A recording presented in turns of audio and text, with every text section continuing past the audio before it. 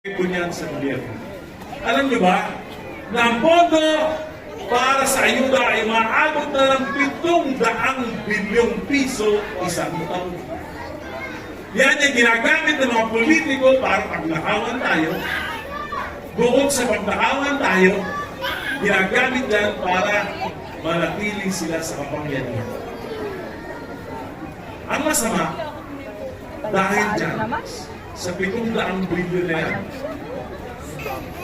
malaki ang utang natin. Dahil sa 5 trilyong taong-taon nating budget, hindi naman kinikita ng gobyerno. Kaya ang gobyerno, para mapunan yung mga kulang, utang.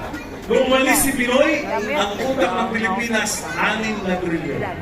Nung umalis si Duterte, 12 trilyon. Ngayon, 16 na trilyon. Interest, 160 billion a year ang binabayad natin. Meron pang principal at pinagdagang pa. Interest, 160 billion a year ang binabayad natin. Meron pang principal. 2,000 yun! Oh! Tingnan nyo. Nabigyan kayo. Kasuhan na! Ilang beses. Umangat pa buhay na. Hindi umangat ang buhay. Sino ang umangat ang buhay? Pinagbibigay ng ayuda. Ang gulo mo naman. Bakit? Tingnan nyo. 1,000 pinabigay na ayuda. Bawat isa sa inyo, 2.5. 2.5 ka nila. Tingnan nila, 2.5. Sa inyo, 2.5. Kailangan mabait kayo. Pag hindi kayo mabait, wala kayo dyan. Pag hindi kayo payag sa hari, wala kayo dyan. Pag pupunta kayo ng meeting na egay, mabubura kayo sa listahan.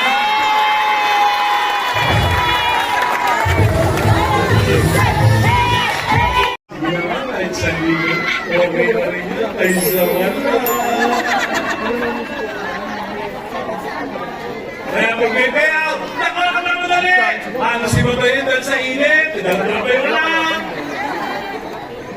Nag-uulan! Pagkatapos, pag nakuha na yung pera, may nag-aabang. Ate! Pag hindi ko binamik, hindi na kayo makakauli! Para apihin tayo.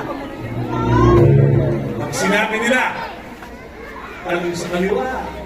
Tanong sa kaliwa. Kung tinatawag na.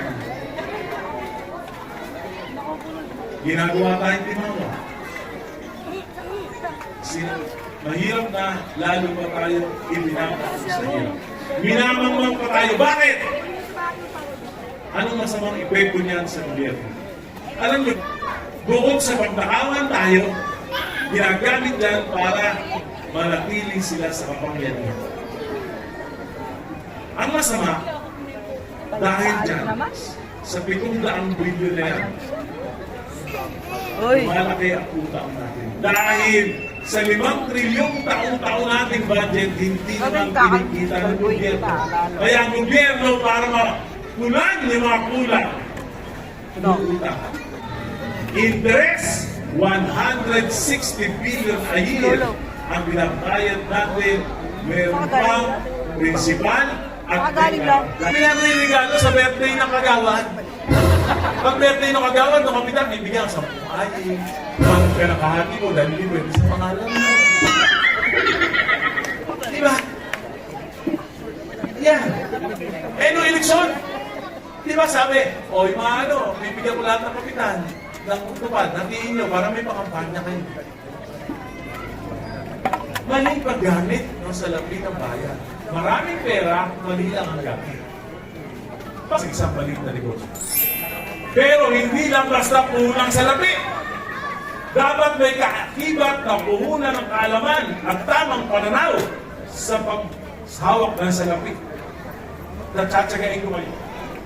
Pag nagbigay ako ng puhunan salapi, gagawa ko ng sistema na matuturuan kayo kung paano yung tamang pagnegosyo at paghawak ng salapi.